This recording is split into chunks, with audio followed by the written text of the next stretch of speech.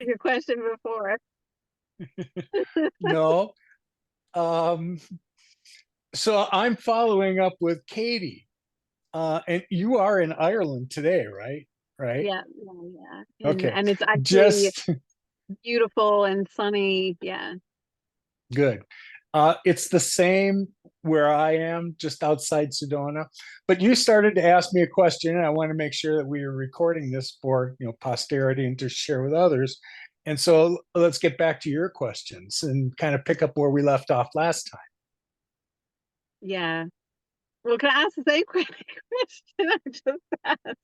Well, you'll But have to ask because nobody else heard it.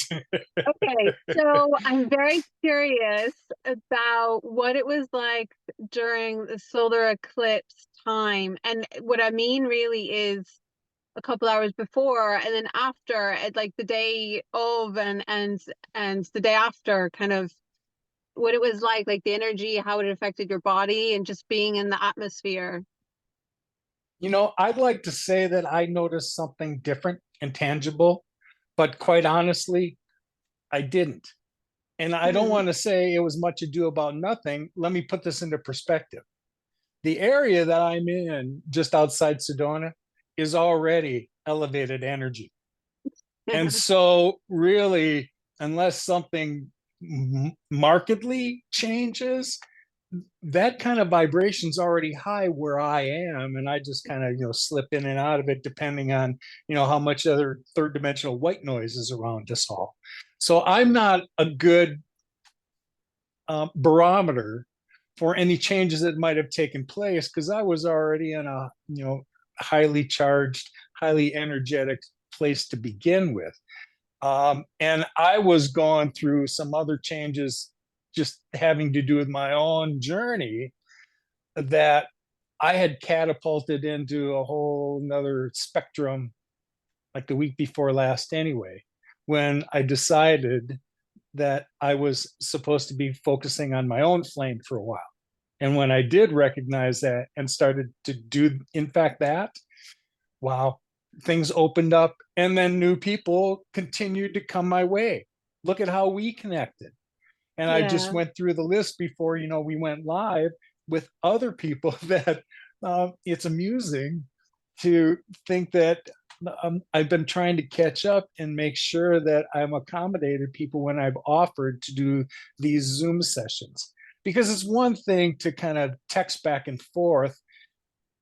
We really need to speak really personally, one on Yeah. one, to communicate the topics we're talking about. This isn't really translated that well through messaging. And Mm. not that I focus on it, but the more that we push all this text out through the internet, the more it's being stored somewhere else anyway. So there's a Mm. part of me that says these communications we're having with tribe, we're all developing them so that most of that is going to take place telekinetically, Mm. and using those methods anyhow. We're just reestablishing ourselves, and the community is like assembling itself once again. That's been the part that's been the most amusing over the last 2 weeks. Whatever caused this new wave of people coming in my direction, it didn't stop. In fact, yesterday I had agreed to do a podcast interview, and I hadn't really done any for a while. And this just spawned a whole nother level of people who are on the beginning of their ascension journeys, and they recognize that. Well, hell, that was me 3 years ago. Do I have resources that can help? Absolutely. Here's where you can find them. So you, it looked like last year when I kind of stepped back from things and really sequestered and found peace and solace there. Yeah, that was last year. That is not now. And that's just as well because we're all waiting for these changes to take place. So if I'm interpreting the energies I'm feeling right, we're so much closer. The veil is thinning so much more between, this awareness of other dimensions and stepping in and out of them, that it's got to be happening with other people as well. And that's what we're finding out. people who had these experiences at another time in their lives when they were growing up. And there was one this week that I'd heard this. I'll say her name, Lisa. We can leave it at that. But Lisa's from the area in New Orleans. And without going into too much, because she'll be here to tell her story soon enough, she had an instance back in 2012 where the awareness of things beyond herself and communicating with that level of stuff, oh, it took place. And then for whatever reason, it ceased in 2015. And I can't Hmm. remember whether it was in 2020 or 2022. It was one of the two, where here we go again.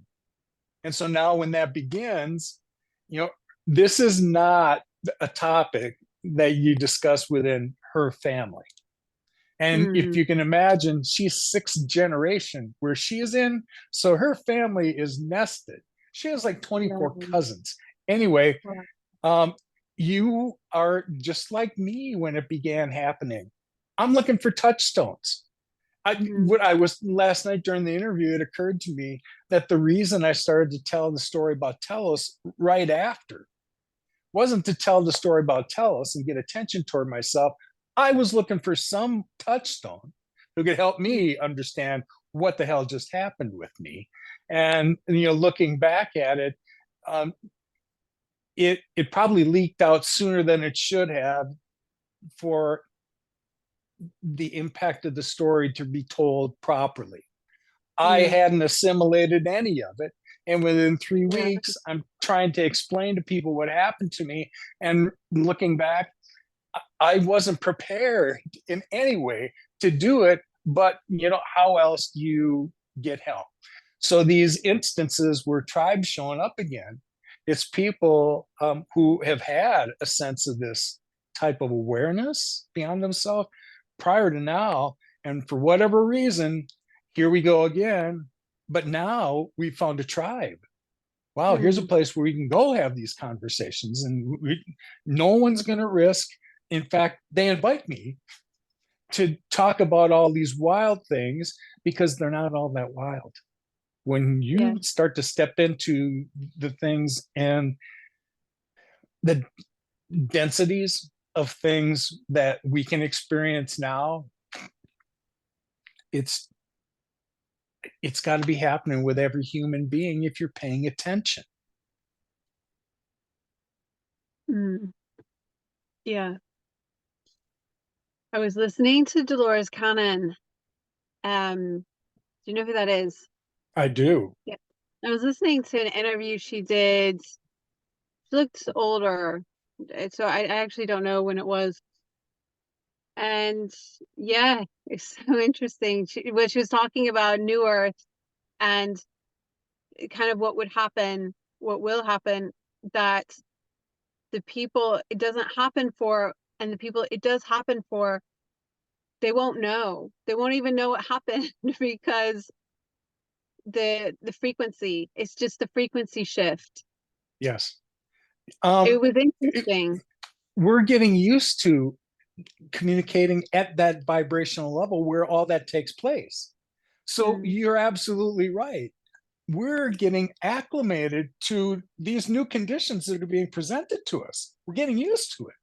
And so you're right. When we finally reach that level, when Earth catches up with it and Earth consciousness is here, you know, it just seems like my being, there's no change. My vibration's been here for a while.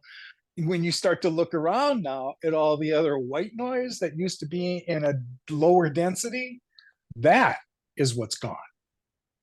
yeah. Yeah, Dolores came across my path after these things began to happen. And I was not aware of her background or the fact that she'd written multiple books after these things had happened. But as I understand it, she had been like a hypnotherapist. That was her trade way back. Mm, And when she began, her clients began to share these extraordinary multidimensional stories.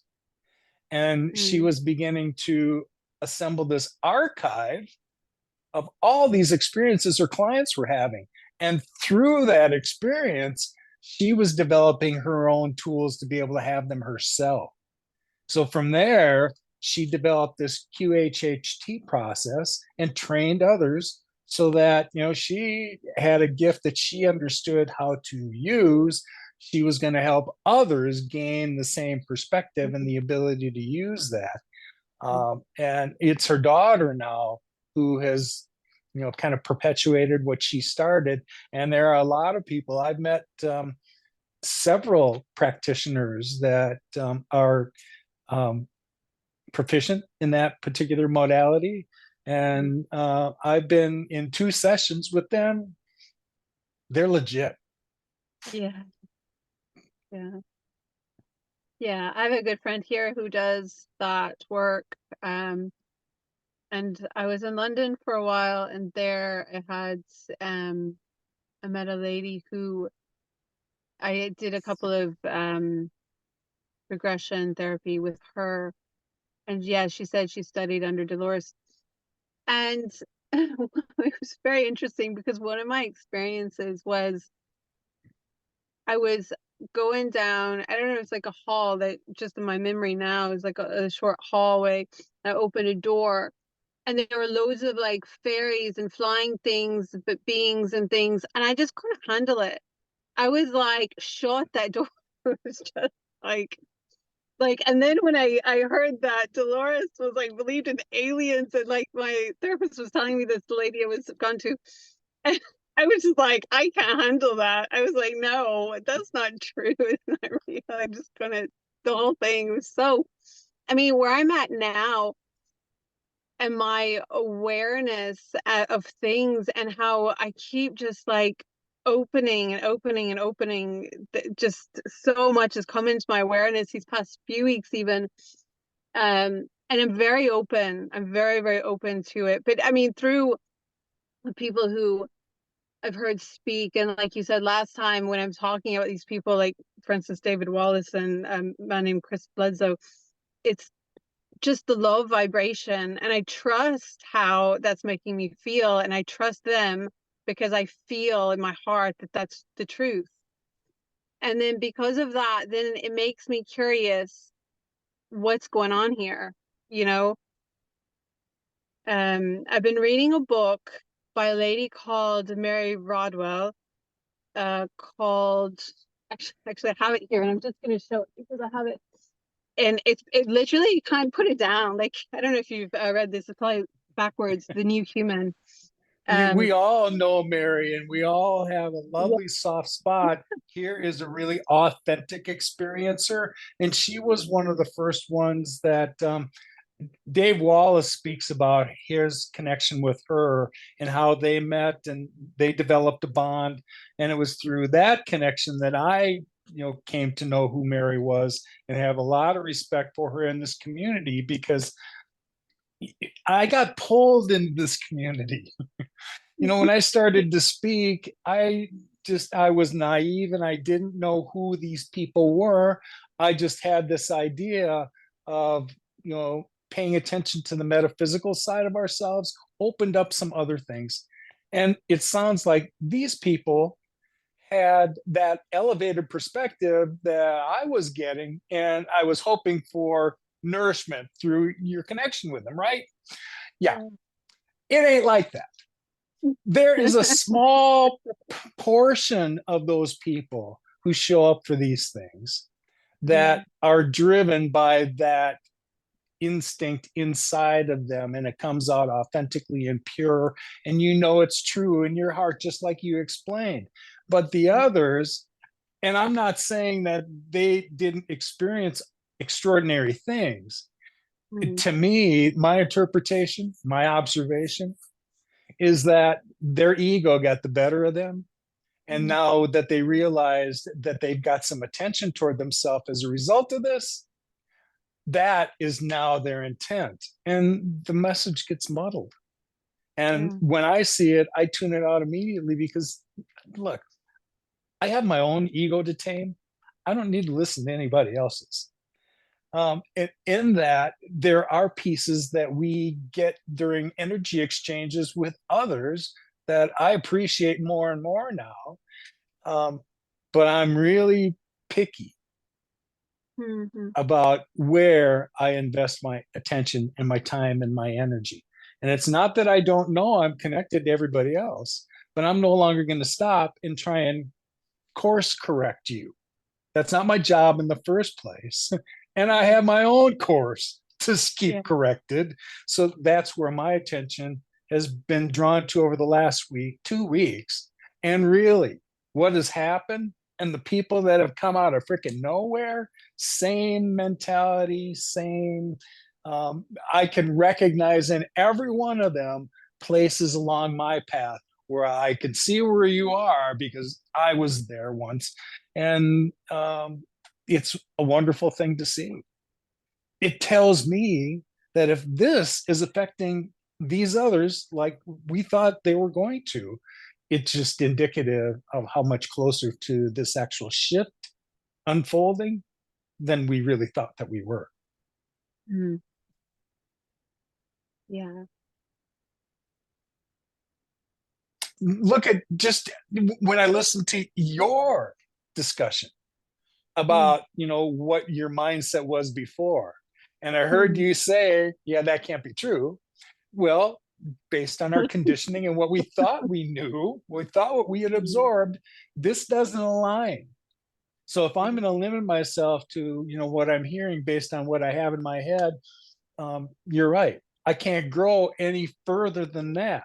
But you Mhm. yourself said that there was something that just triggered you to remain open to these Mm. things that were foreign to you, because when they hit your field like they do me, they resonate. Mm. They resonate. And you know that they do from a reason that you didn't have stored in your head, but you just know that this is true. And now, when you remain open to that, here is the vessel the universe has been waiting for you to open yourself so it can show you these other extraordinary things. I associate what we get now, and I kind of recognize this process. All of us humans are receiving downloads of light packets of information. So that's going to be enough for you to try and figure out where that's coming from. But there's solar energy that's coming and affecting all sentient life, from the planet Mm. down to all of us critters that are crawling across her. Well, those changes are taking place because Earth's composition is changing. Her consciousness is rising. And this effort for the rest of the sentient life to match the vibration where the earth is going, that's what this process is all about. But look at how quickly it accelerated. It wasn't that long ago, really 4 years ago, that I talked about things the way that you did. Mm. I didn't know any of this, and really it's beyond my scope of understanding. But once I got out in nature and opened up and things were revealed out there, you can't ignore when things are placed in your path so many times. And then when I began to get these unsolicited messages from others, the third one sold me. And I've had countless ones since then, that until again, you're open to this information, you're not in a position to receive in the first place. So those first downloads all of us received, in my opinion, give us the ability for our bodies at this cellular level, because there's a different stratum of light that's coming our way. But these little carbon forms that we ride around in, they weren't designed for that. So the first things that we get are upgrades for our DNA that allow us to hold higher frequencies and greater light. Once we can Mm. do that, now the downloads that we receive prepare us to interpret what they're sending us, because the messages we're getting are vibrational and we haven't communicated that way before. So once we have an awareness of our aura and we feel that sensation and that sense around us, now the information they send us is going to be start to stored here, but they provided us with an interpreter in that those first light packages that's going to assist us in helping understand that. Now, none of this is instantaneous. When I say that you're going to receive some light packages that are going to help you with the interpretation, that process, in my experience, took me weeks to recognize. And once you do, now you can understand the downloads you're receiving. Then they can begin to send you updated information that you can understand in the way that they send it to us. Nobody speaks to you in languages. Which one would they pick in the first place? All Yeah. of this information is being sent vibrationally, and the information we're getting is light packets of information we're receiving. We're so used to these carbon forms and what we do in the third dimension that this is our only framework.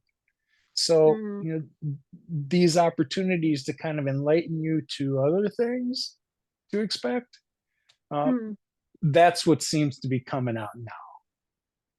This this reminds me of another thing that Dolores was saying, how language is so slow to them. They're like, you put one word and then another word and then the other word, where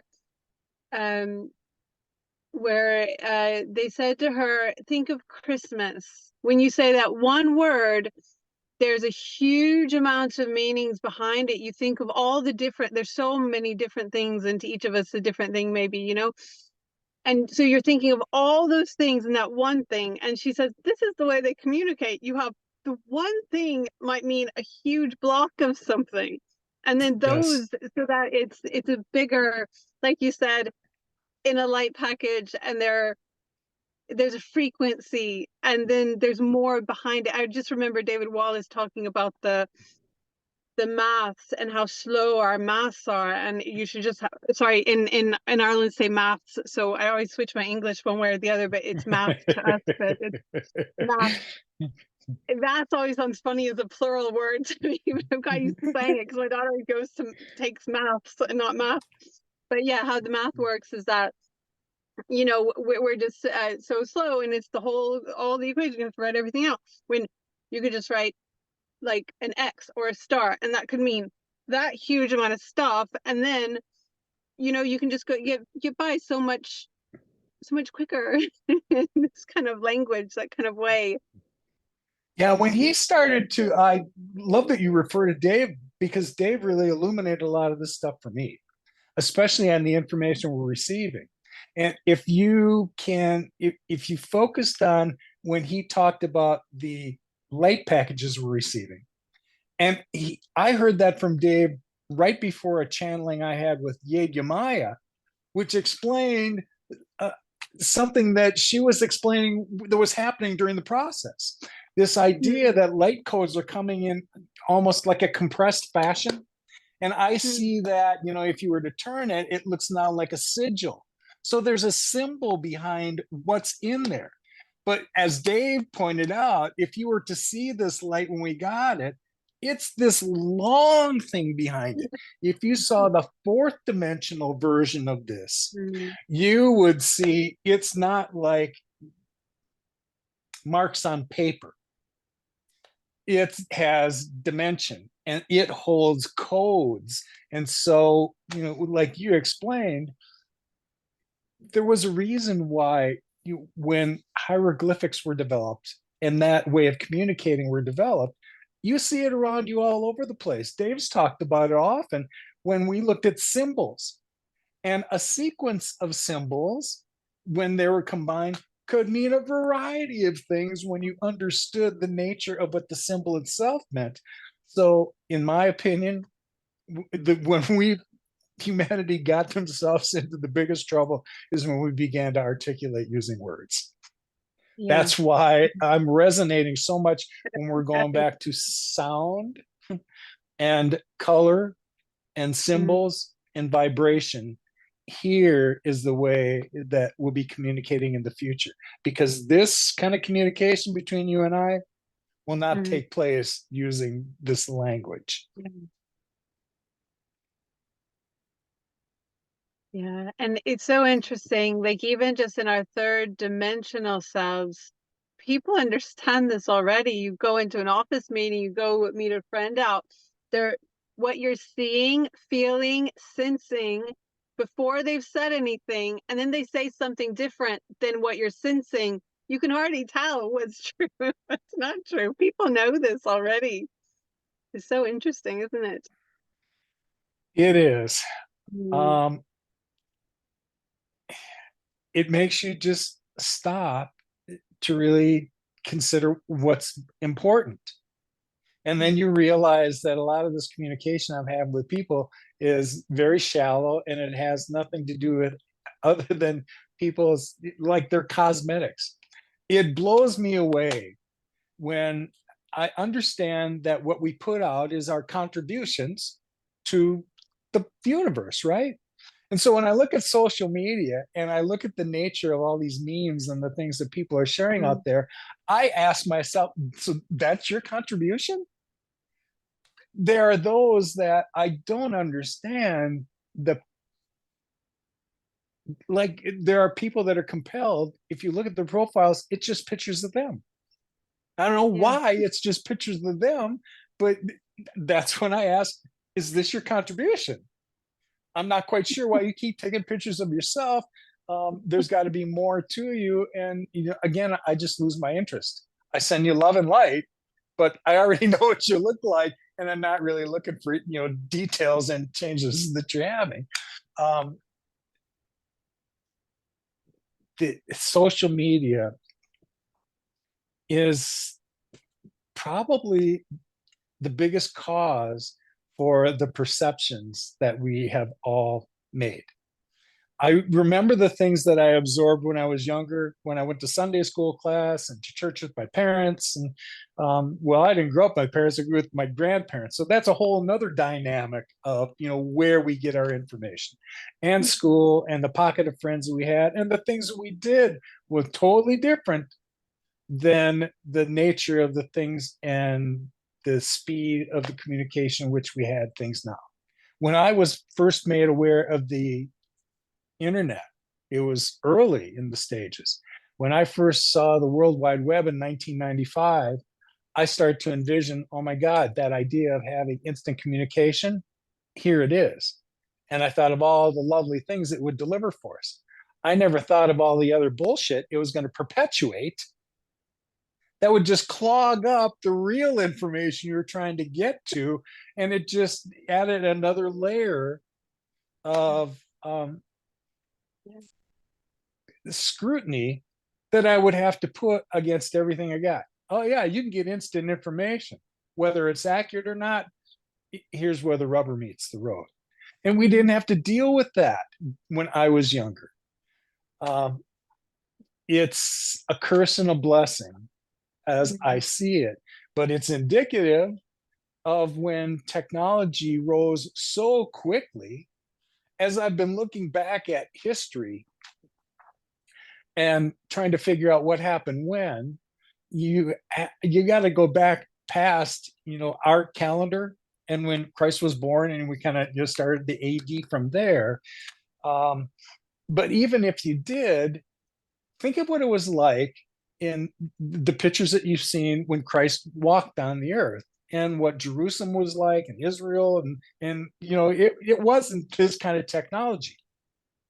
It was within 2,000 years. And we've had history on earth prior to that. But I want you to look at and consider what's happened since the early 1900s and what's Mm. changed now over that Huge, period huge, of huge. time. And look at all the technologies that were developed from then. Something told me that the histories of Lemuria and especially Atlantis and the lessons that we learn were supposed to be shared and illuminated again so we don't make the same Mm. mistakes and blow up portions of the planet that it's not ours to begin with. This is a Mm. cosmic asset that we've showed disregard for a lot of time, just living on the planet and stripping her the way that she was. Never mind that we had the audacity to create weapons that could destroy the planet or parts of it. We already did that. Now, the good news, as I've come to terms with it, is this beyond Earth sentient exchange and that presence that we know that is here now. I am certain that they're already watching, that we won't do that again. And there's Yeah. plenty of evidence that we've seen about Mm, these light things that have come from nowhere. And attacked isn't the right word. Um, they were deployed against a warhead that was dispensed, and this thing hit it from 4 different directions mm, while it was in flight and disabled the warhead. That's mm, why I know that where in the mhm, past humanity had been hands off because it needed to evolve on its own, but seeing how we weren't, and mm, we had been manipulated along the way, that in the grand scheme of things we were still left to our own until World War II. And that time then is what resonates with me, is when we demonstrated what we could and would do when we mm, dropped a hydrogen bomb on another country. mm, That seemed to be the time that this idea that there wasn't any more help that was coming from somewhere else. Oh, yes, they were showing up in droves then. In fact, mm, many of us incarnated in form here on this side to assist while the shift is taking place. That's why we're here. There's real sense to the reason why many of us are here in physical form right now, because we were going to be here during the period the shift was going to take place. mm, And it's soon.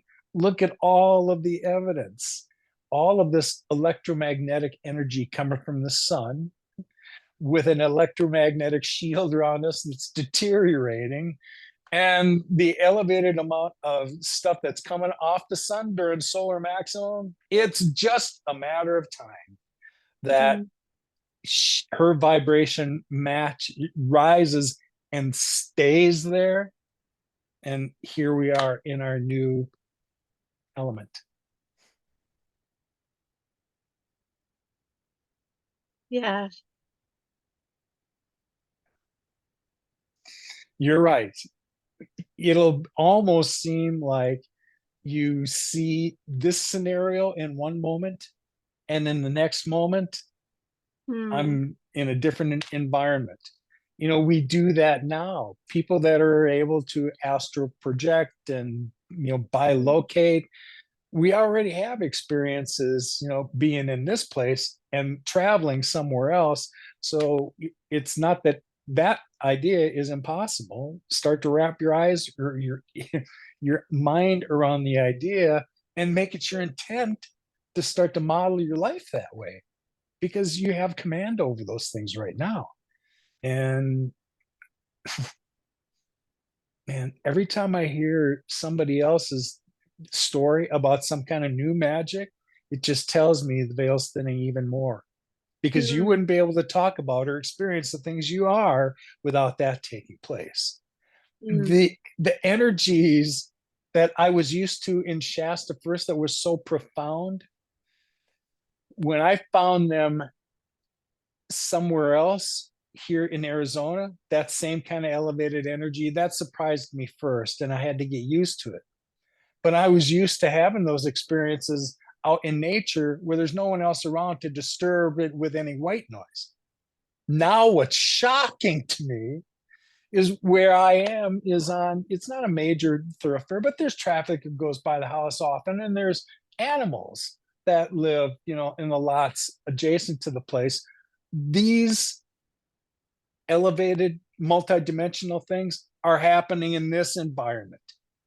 And in the past, historically, for me, that kind of noise would have, it wouldn't have created a vibration conducive to those things taking place. And so yet they're taking place in these environments now. To Your me, energy is different than it was then. there's Yeah. your evidence that things Yeah. are changing, so that really when I think I'm standing in 3D, I'm experiencing the fourth dimensional things I've seen out in nature and experience. They're happening here. Mhm. So I can't be the only one. Here's the venue where we all get to come and share kind of these things. But wow, that's over the last couple of weeks. It's been um, it was what I was led to expect when I was told that others would come and seek me out. Uh, Last year there was a lull period, and I was fine with it. It wasn't what I expected, so I got used to it being quiet and being um, sequestered until it wasn't. Well, I've been asking for this change to manifest, and so I'm getting my wish. It's absolutely changing, and when people like you have shown up and were willing to share it and kind of get their questions answered, there's more evidence that it's taking place. Yeah. Yeah. I had something interesting happen.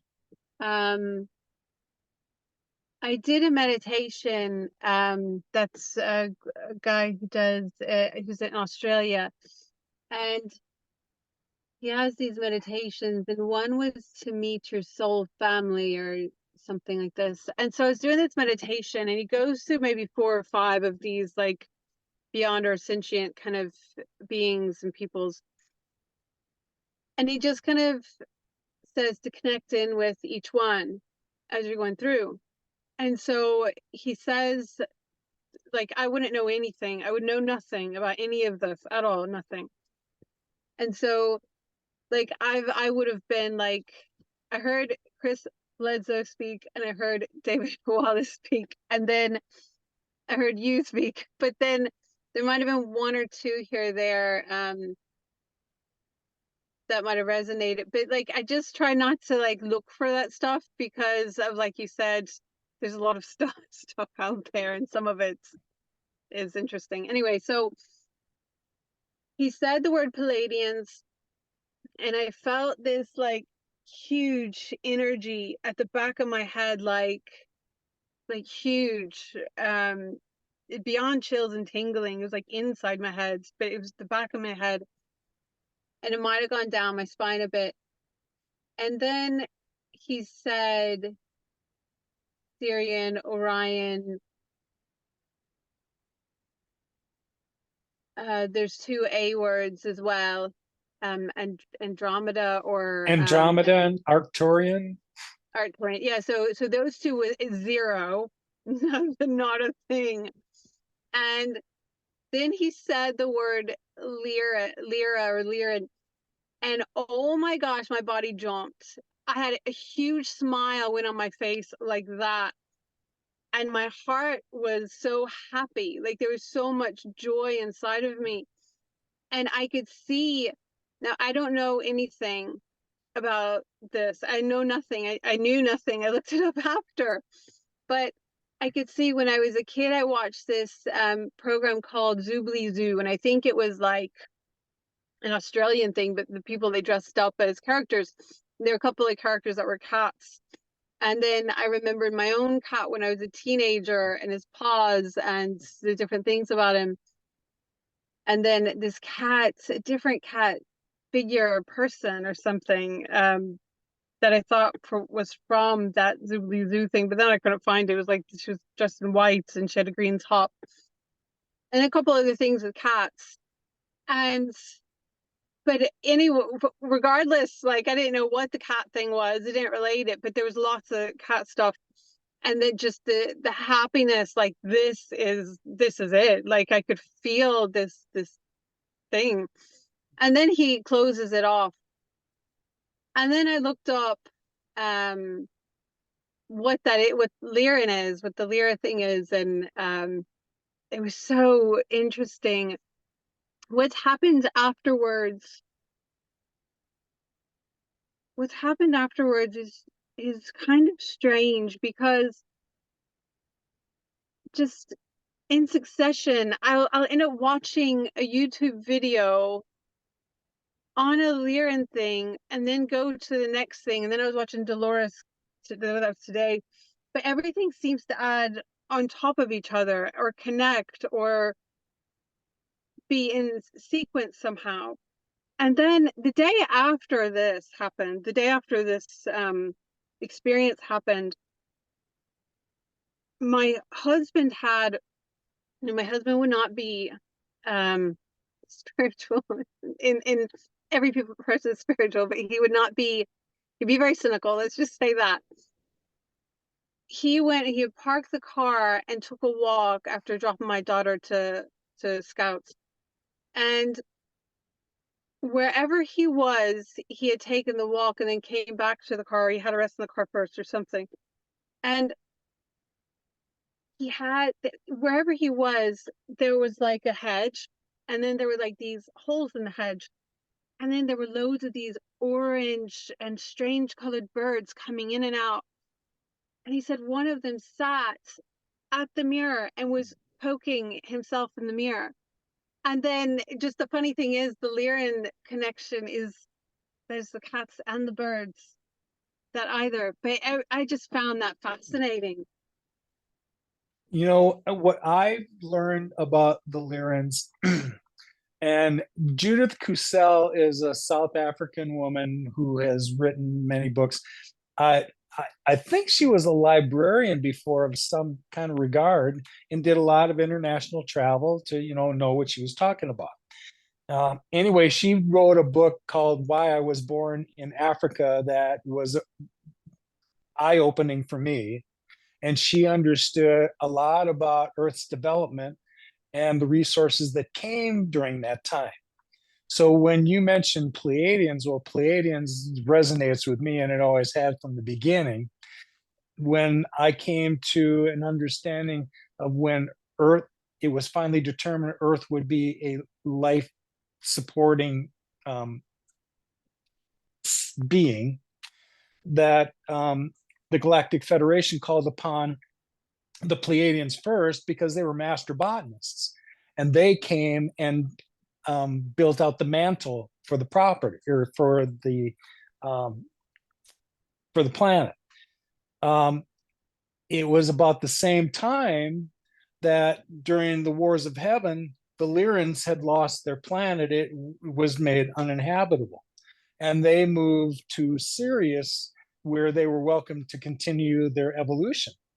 Well, once the mantle was built out on Earth and the word got out about how Eden-like this place was, that was when the scientists that came here and their families first petitioned the Galactic Federation to colonize here on Earth because what they built was so beautiful. Well, the Lyrans had heard about that development and had petitioned as well. And so they were granted permission to come here as well. Now, what they brought to the table is the Pleiadians were great with, grid work and crystal temples. They understood where they were positioned and how to form the grid and how to maintain it. Then you had the Lyrans, were these 20 to 24-foot beings who were master developers, builders, strategists. I mean, these guys understood how to use sacred geometry and build the Colossus things, many of which is still under the earth that we have not seen yet. But they were responsible for building that out. So between the Lyrans and the Pleiadians at the beginning, they were the ones that were responsible coming together to outfit the planet with the grid that we have. Originally, Earth was developed as a seventh dimensional being. And so that grid work was seventh dimensional to begin with, and the Lemurians eventually were responsible for it. Where things kind of fell apart is when the Atlanteans, in their fifth dimensional awareness, they were interested in, gaining more mastery and knowing what the Lemurians knew. And through a series of missteps, they could no longer reach seventh dimensional vibrations. And so they were forced to create another grid of their own that they could use planet-wide. So it's still in place, but it's limited to fifth dimensional. Now I say limited, it's still way beyond what we understand from a third dimensional Yeah. technological perspective. But there was technology and wisdom beyond that they kind of screwed themselves out of. But when you mention Lyrans, it just, they're dear to my heart because they were part of the original development for the planet before it started to go through its experimentation phase. And those people that were granted petitions to colonize here were reminded this is an experiment. Humanity is an experiment on the planet, and we'll just see how it goes.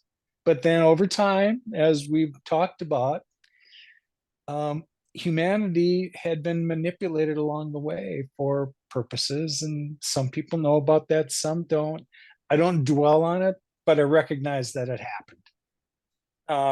But I see what's taking place now, and whatever DNA may have been manipulated before, somehow in some way we're being restored to our original human blueprint and everything that's contained within our DNA.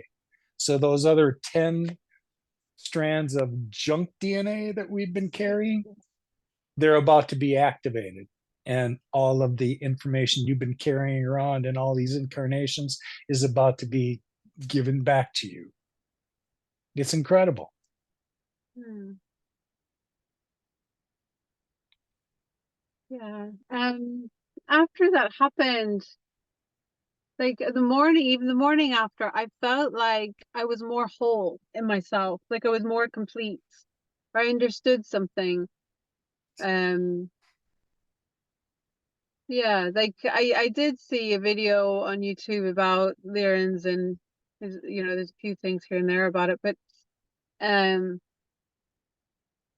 that they tend to be born into military families, or they move a lot and things like this. There's a few other things, but oh yeah, and that they choose lives where there might be control issues or power issues, where people might abuse power or control, and because they're curious and they want to study it. Um, I found that interesting. We moved every 2 years. I don't know why. Why did we? I have no idea. My stepdad was his dad was in the military, and there were like the control and all this kind of stuff I had to deal with, and I was run away when I was a teenager, and you know, kind of trying to deal with survival and get out of the muck and everything else for years.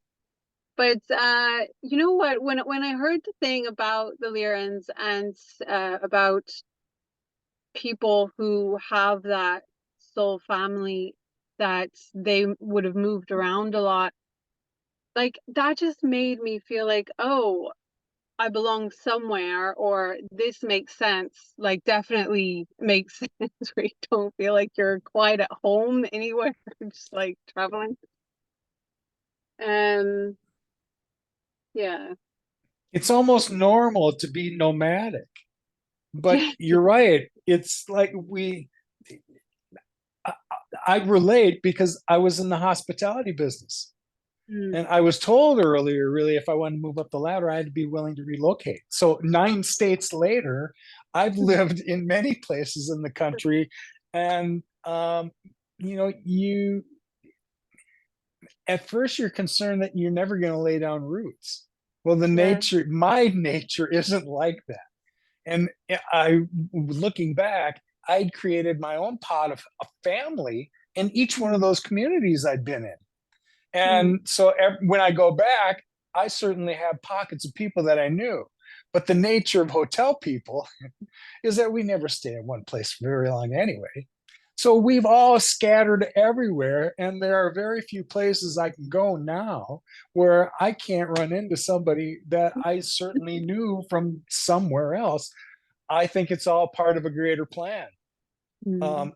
I knew when you were describing, your background and your family life, um,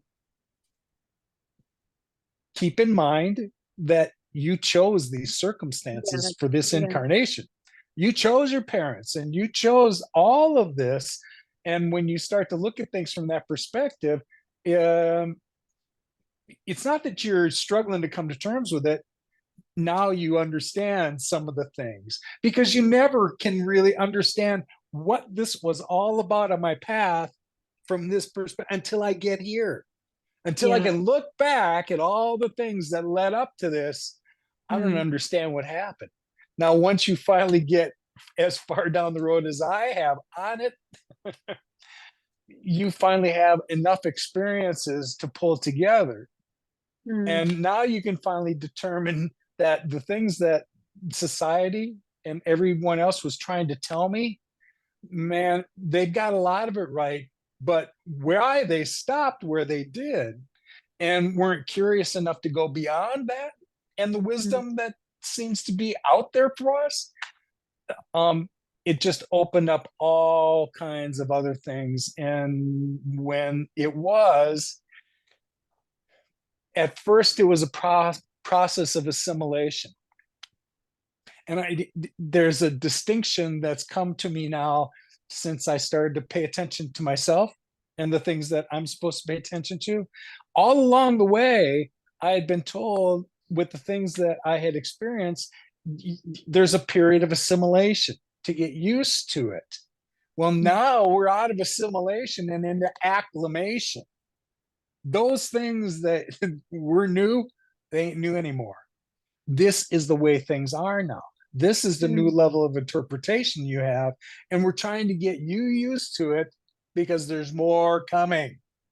Yeah. So there's almost like a bubble that needs to burst with all of us while we're going through this process where, it happens for a while and you still can't believe that any of this is real because based on my experience, this doesn't equate. But then something happens, and all of a sudden, whatever that I see it as a bubble that bursts. And Mm, finally, I've opened myself up to things that were out here in the ether that I was mm, closed off from. And holy cow, I mm. can't take it in fast enough and Yeah. understand it clearly enough. It's crazy. Mm.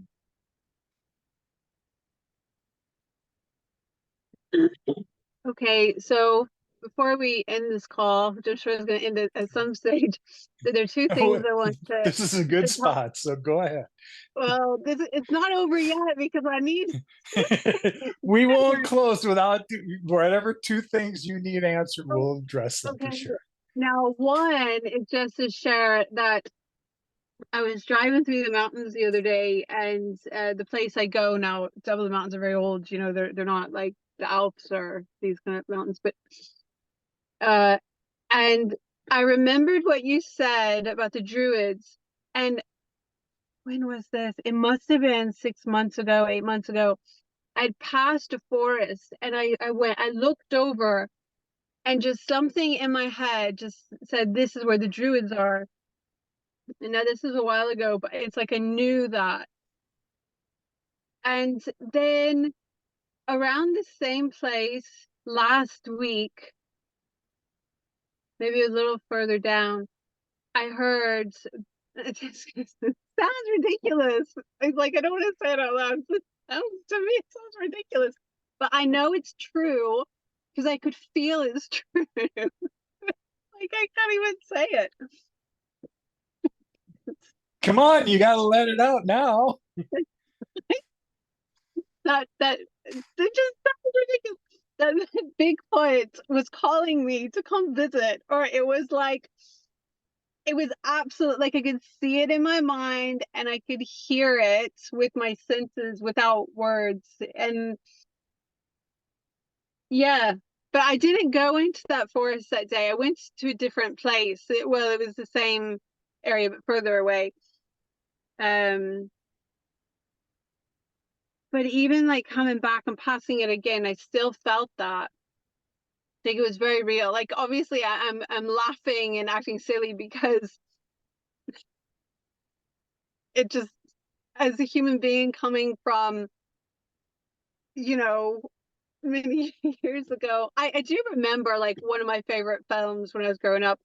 I remember a few.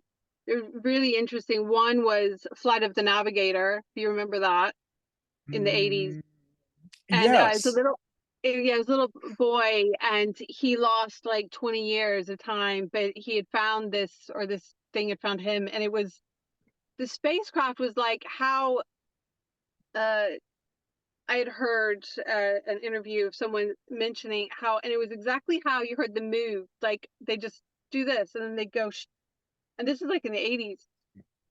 And then the Bigfoot one, Harry and the Hendersons. I loved that movie growing up. I saw it so many times.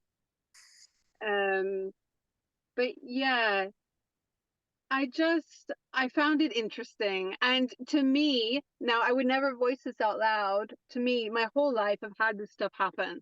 Like I'd hear things or I'd know something was there and not, I would talk to it in my mind and I would acknowledge it in my mind. Like I would have the conversation or whatever, or, you know, touch the tree. Like it would just be whatever is around, and I'd acknowledge it and have the chat, and it could be whatever it is, a being or whatever. But so for me, for that to happen, it's not unusual in that way, but it is in what it was that showed up. And it's more unusual than I speak to another human being about it. And I feel silly because I'm talking to someone else like a human being about this. Get used to that idea, pal, that you know, I've been placed here to get people ready for what's coming. And when the rest of you tribes show up, we're all serving the same purpose. But based on our experiences here, a lot of this sounds silly and fairy tale-ish and ridiculous, but I can tell you it's not. And what Mm, we're trying to prepare ourselves for is that we're cool when we see other being forms that are human. We get that. We're comfortable with seeing this all the time. Now, when we see more advanced versions of ourselves, when these are crystalline bodies like the Lemurians, they still look familiar to us, um, but like flawless. My point mm, is that there are other beings in inner Earth now, beyond Earth sentient beings that are visiting now that don't look like that. mm, And part of the objective for us is to help people get used to extraordinary things because these forms are going to take extraordinary shapes. We're mhm, not used to it, but I promise, I guarantee that they're all benevolent and they're here to assist us.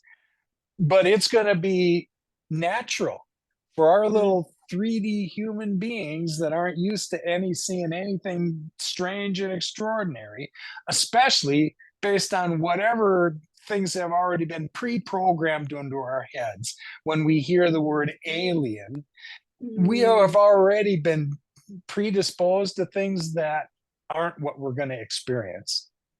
But I can tell you to get ready for forms that are not human. mm. Yeah, yeah. So Yeah. yeah, then the next thing I wanted to say was just that last time at the very end of our conversation, it's the end of our conversation again. Is that we said we would talk back.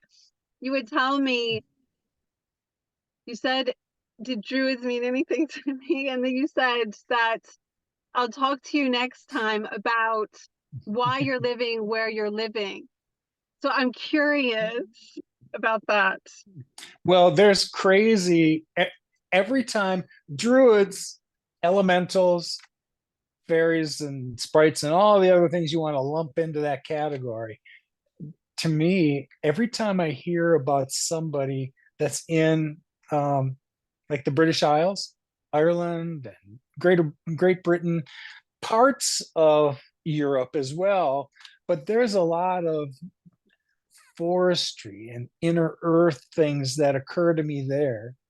And as soon as I seem to mention it to people that resonate with me, all of a sudden they just like clicked into a new level, like fairies and elementals and all that. Mm, So I say that because that had been my experience. And I was only articulating the things that occurred to me when I was talking to these people. The same idea about druids that I didn't think I had any experience with still mm, came to me, and it resonated with the people I was having these conversations with. So, what's happened within the last week is if you've listened to any of these podcasts, you've probably seen or heard Paula Davis. And Paula she's like me in so many ways, 3D wise. She's another Capricorn that due diligence. Yeah, we understand the finer points to all of that. She spent a lot of her career time as a political science, like a professional consultant. So here's a girl who is in touch with reality, very professional, and her demeanor doesn't waver very much. She's very grounded. You get that. So when she's had these medium skills all her life, and for a while she played with it, and then she was more involved in the business world and kind of left that behind until more recently it looks like the two worlds are now kind of linking up. And so last week what happened when she finally opened herself up, because she was told that her other gifts were now about to blossom and it was time for her to begin to use them. So in her mind, it was okay, how do I introduce these things in my professional world with the mediumship I've got? She started to channel fairies the other day when she just let herself go. So can you see now where people that are triggered by elementals who had no experience with it before are all of a sudden in touch with them? Not mm, surprised a bit. mm, And that was foreign to her. She's certainly communicated in sessions with other people in mediums and help people, reach into, past lives and touch up with their loved ones, but not this. And so she recognizes that she's been opened up to something more and beyond herself. It was no surprise that when she was prodded to write a book about inner earth and telos, and she didn't understand why at the time, now things are starting to come into sharper focus for her too. mm.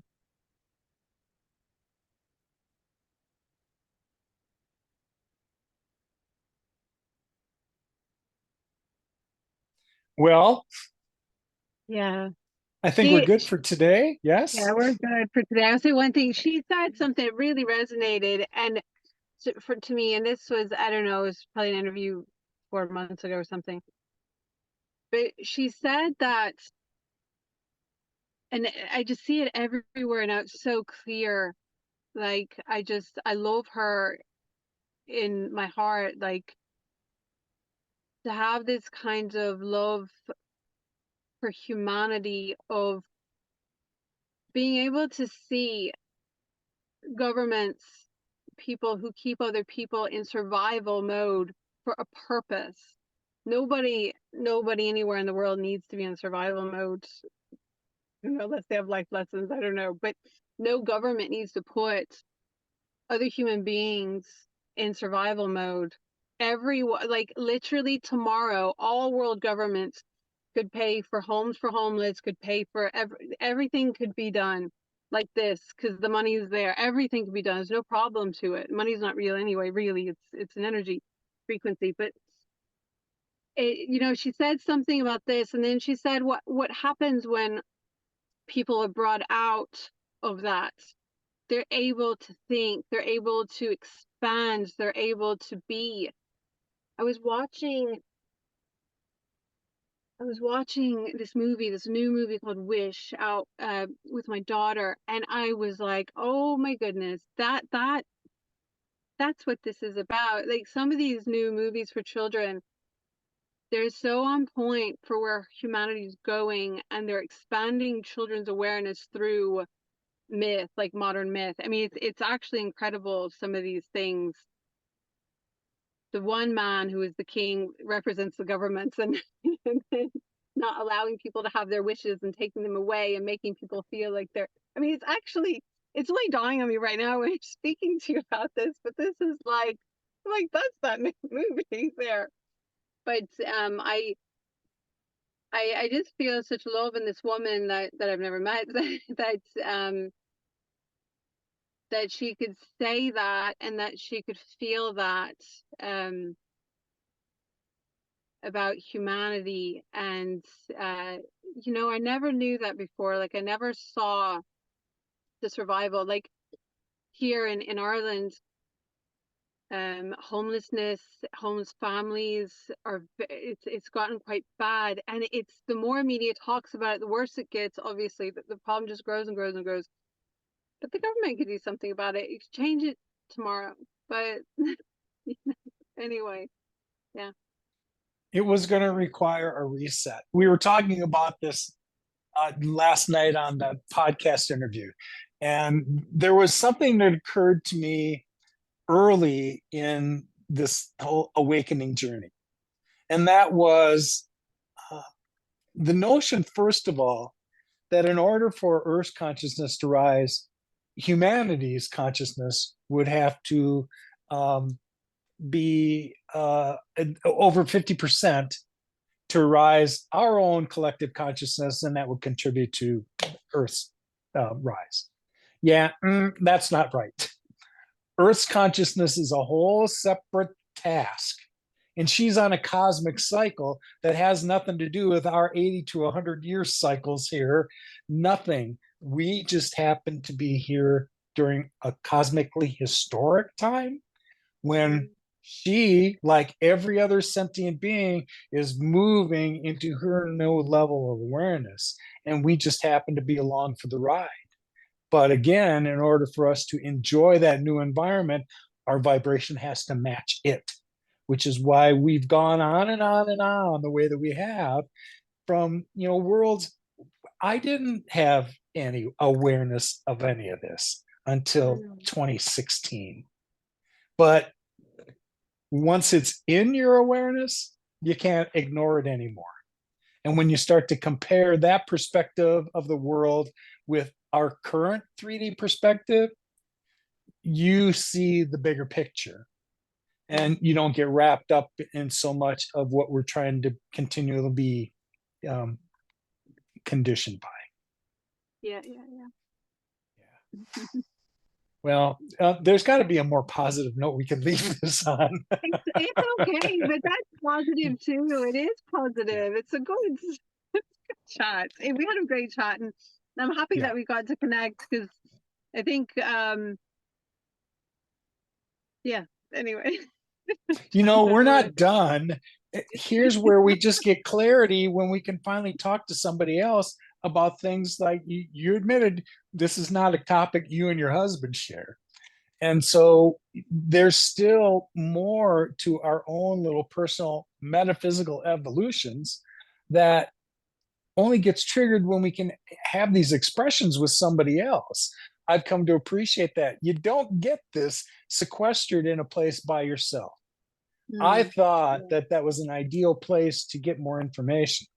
But until I attended a retreat back in mid-February and engaged with others, that's when I remembered when that type of energy exchange takes place and those codes that you're supposed to exchange with others, that doesn't happen in any place other than when you communicate like this. Now, the good news for us is Zoom is the next best thing for that, because there's no way that you and I were going to meet for lunch today, seeing how you were in Ireland and I'm in Arizona. But look at what we could accomplish this way. So yes, we can still take advantage of technology in a way that benefits us all. But man, all of this is just providing a place where we can have these conversations while our evolution is working itself out, there's somebody that can help me. And the more I hear about other people's paths and how they found me in the first place, which is almost synchronistic magic every time, I see the purpose that they play in this intersection. And whatever was supposed to happen for me wouldn't have happened until you showed up. Yeah, it's crazy. So my point was, we're not done with these conversations. And it's not as though Katie needs to tether herself for Lowell to be able to express these new things that are coming out. It just triggers that way. But during these exchanges, and there's something that I get out of them, Katie, just as much as you do, we were meant to take that, add it to our light, and go apply it to our own little fields with that new level of awareness that we got. It wasn't that, you and I only get this when we're together. No, we got what we were supposed to get while we were together. And now it's time for me to go assist somebody else and illuminate their lamp a little bit more. While you're saying this, now I had subscribed to your channel on my husband's YouTube, and he watches YouTube downstairs on TV all the time.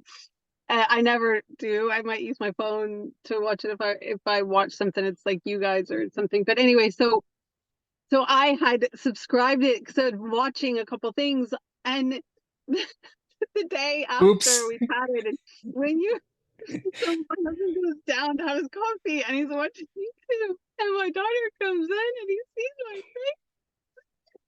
My daughter's like, my mom's famous. So I'm upstairs meditating on my bed, and she charges in the room. Mom, you're like, oh.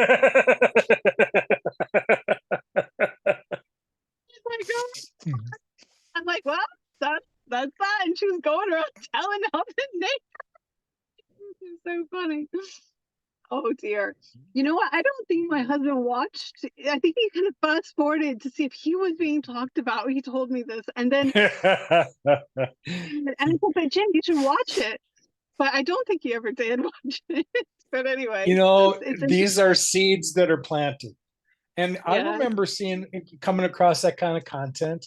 And as long as you know where it is, either that's going to get under his skin and pique his curiosity to learn more about it, or it won't. Yeah. Wherever he is on his journey, he's where he's supposed to be. And we all send him love and light and, send him along his way, because he's still learning lessons on behalf of all of us, like we all are.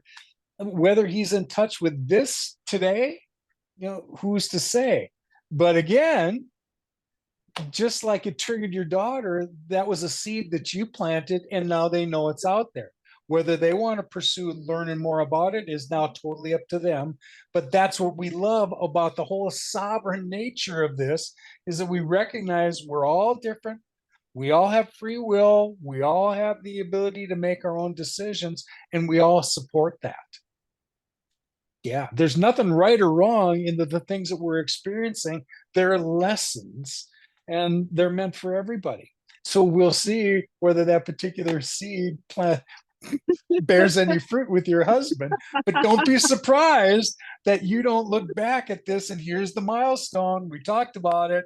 And you can even point him back to this broadcast. See, yeah, we told you that we knew that one day this was going to come around, but it wasn't up to us to tell you about it. It's just,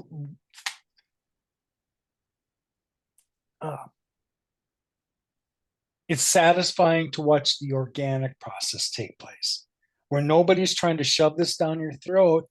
We just have an awareness of things. And you're preparing yourself, honey, for the day when others around you are going to finally have questions about this and everything that's going on. And won't it be lovely that they know Katie and she can assist them with it? Yeah. Yeah, I love that. So then we'll end here, because that was such a lovely notion. I like it. All right. Well, stay in touch. And okay. I love you too. Take care, kid. See ya. Okay. Bye.